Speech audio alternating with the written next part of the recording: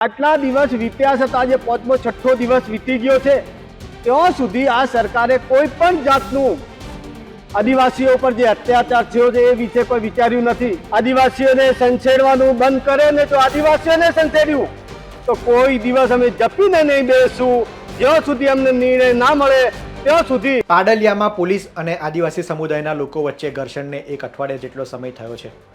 આ ઘટનાના ગુજરાતમાં ઘેરા પ્રત્યાઘાત પડ્યા હતા અને વિવિધ રાજકીય પક્ષો પણ હવે આદિવાસીઓ પ્રત્યે સંવેદના વ્યક્ત કરવા લાગ્યા છે અને આ વિસ્તારની મુલાકાત લીધી છે।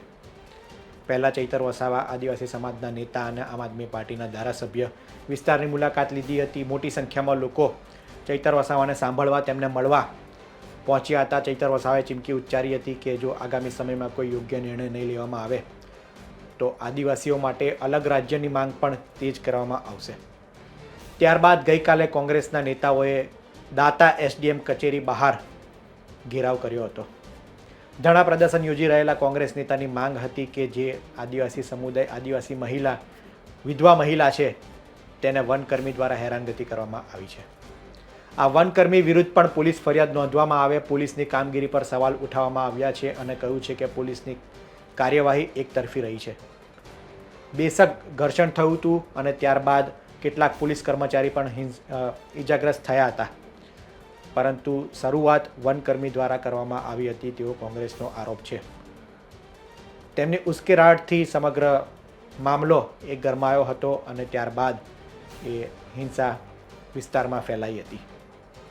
ઘટનાની વાત કરીએ તો એક અઠવાડિયા અગાઉ વન કર્મચારી પોલીસની સાથે વિસ્તારમાં જતા હતા અને ત્યારબાદ સ્થાનિક આદિવાસી સમુદાયના લોકો ગુસ્સે ભરાયા હતા અને સામસામી અથડામણ થઈ હતી, જેમાં કેટલાક પોલીસ કર્મચારી ઈજાગ્રસ્ત થયા છે।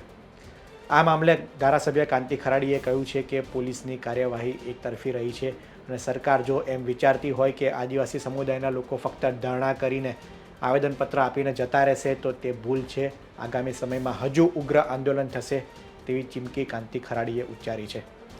આ અગાઉ કોંગ્રેસ નેતા જિગ્નેશ મેવાણીએ પણ વાત કરી હતી કે જો આગામી સમયમાં નિરાકરણ નહીં લાવવામાં આવે તો અંબાજીથી લઈને ઉમરગામ સુધી આદિવાસીઓની યાત્રા નીકળશે। ન્યાય અને હક માટે આદિવાસીઓએ એક થવું પડશે। જળ, જંગલ અને જમીન બચાવવા માટે આદિવાસી સમુદાયના લોકોએ હવે જાગૃત થવું પડશે। બાકી વારંવાર આ પ્રકારની ઘટના બનતી રહેશે ત્યારે કોંગ્રેસ હવે આદિવાસીઓના મામલે લડી લેવાના મૂડમાં હોય તેવું લાગી રહ્યું છે। આદિવાસીઓના નેતાની વાત કરીએ તો અત્યાર સુધી ચૈતર વસાવા એ ગુજરાતમાં આદિવાસી સમુદાયના સૌથી લોકપ્રિય નેતા હોવાનું મનાય છે, કારણ કે તેમની સભાઓમાં તેમને સાંભળવા માટે તેઓ જે પણ વિસ્તારમાં જાય છે ત્યાંની જનમેદની બતાવે છે કે અત્યારે તો ચૈતર વસાવા જ આદિવાસી સમુદાય માટે મુખ્ય ચહેરો છે। કોંગ્રેસ ક્યાંક પાછી ના રહી જાય, કારણ કે ગુજરાતમાં વર્ષોથી કોંગ્રેસ એ વિપક્ષની ભૂમિકામાં છે, ત્યારે હવે કોંગ્રેસ પણ આ મુદ્દે મેદાને ઉતરી છે અને ત્યાંના ધારાસભ્ય ખુદ કાંતિ ખરાડી કોંગ્રેસ પક્ષમાંથી આવે છે, ત્યારે કોંગ્રેસ પણ આ મુદ્દે હવે લડી લેવાના મૂડમાં છે।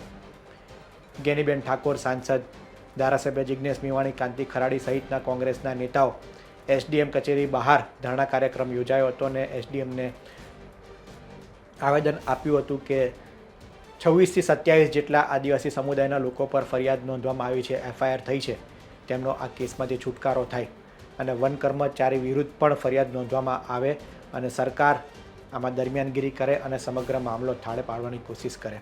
સાંભળીએ કાંતિ ખરાડીએ શું કહ્યું। મારી વિધાનસભામાં 13મી તારીખના દિવસે જે ઘટના બની એના અનુસંધાને અમે આજે અહીંયા પ્રાંત ઓફિસ સુધી આવ્યા છીએ, પણ એ રીતે આવ્યા છીએ એકદમ ગાંધી સિંધા માર્ગે આવ્યા છીએ અને આજે આટલા દિવસ વીત્યા છતાં આજે પાંચમો છઠ્ઠો દિવસ વીતી ગયો છે ત્યાં સુધી આ સરકારે કોઈ પણ જાતનું આદિવાસીઓ પર જે અત્યાચાર થયો છે એ વિશે કોઈ વિચાર્યું નથી। એટલે ના છૂટકે અમારે આજે ધરણા ઉપર આવવું પડ્યું છે।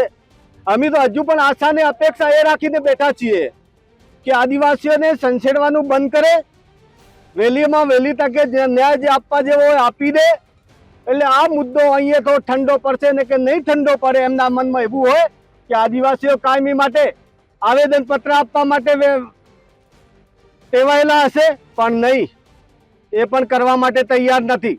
આદિવાસીઓ અહીંયા આવશે, 1 કે 2 કલાક બેહીને ધરણા ઉપરથી ઊભા થઈને જતા રહેશે, નહીં એ પણ સંમત નથી। અમે જ્યાં સુધી ન્યાય ન મળે ત્યાં સુધી અમે બેહવા માટે તૈયાર છીએ.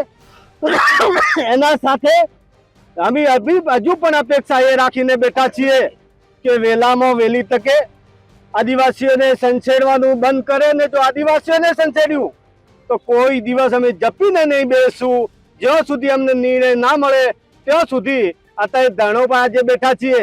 એમના મનમાં હજુ કહું છું કે આજનો દિવસ બેહીને જતા રહેશે, પણ અમે ધીમે ધીમે ધીમે ધીમે બહાર આવી રહ્યા છીએ ને એમને કહીએ તમે ઠારો, હજુ તમારી ઇજ્જત આબરૂ રહેશે ને કે ભવિષ્યની અંદર ઇજ્જત આબરૂ નહીં રહેશે ને આ તો આજે તો ધરણો છે, ભવિષ્યની અંદર ન્યાય નહીં મળશે તો ઉગ્ર આંદોલન થશે.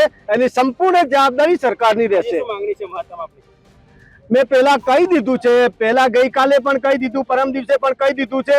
સૌથી પહેલા અમારી વિધવા બેનને, એમના નાના નાના બાળકો છે, એમના ઉપર માનસિક ત્રાસ આપીને અત્યાચાર કર્યો છે, એની સૌથી પહેલા ફરિયાદ વન વિભાગ ઉપર કરે. અને બીજી ફરિયાદ અમારા જે આદિવાસીઓ પર જે એ લોકોએ 27 જણા ઉપર એફઆઈઆર કરી છે એ ખોટી એફઆઈઆર છે.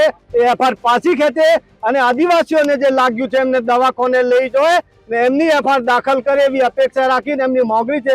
અમારી સૌની માંગણી એ જ માંગણી સાથે આગળ વધીએ છીએ ને ભવિષ્યમાં પણ આદિવાસીઓ સાથે આવું કદી અન્યાય ના કરે એના માટે આજે બેઠા છીએ.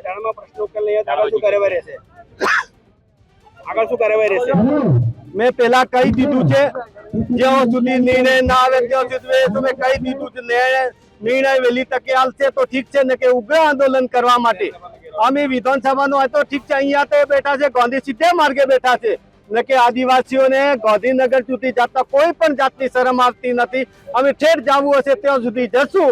વિધાનસભાનો જે ઘેરાવો કરવો એ કરવા માટે પણ અમે સંમત છીએ. આગામી સમયમાં આ મામલો શું ઉગ્ર બને છે કે સરકાર પોઝિટિવિટી સાથે સમગ્ર મામલો થાળે પાડે છે તે જોવું રહ્યું. અત્યાર સુધી તો હજુ સરકારનું એવું કોઈ વલણ કે નિવેદન એ સ્પષ્ટ થયું નથી કે આ મામલે આગામી સમયમાં શું થશે. ત્યારે જોવાનું રહ્યું કે સરકારનું વલણ કઈ રીતનું રહે છે અને વિપક્ષની આગામી સમયમાં આ મુદ્દે શું રણનીતિ રહે છે. આ અંગે આપનું શું માનવું છે તેમને કોમેન્ટમાં જરૂર જણાવશો. આ વિડીયોમાં હાલ આટલું જ. ધન્યવાદ.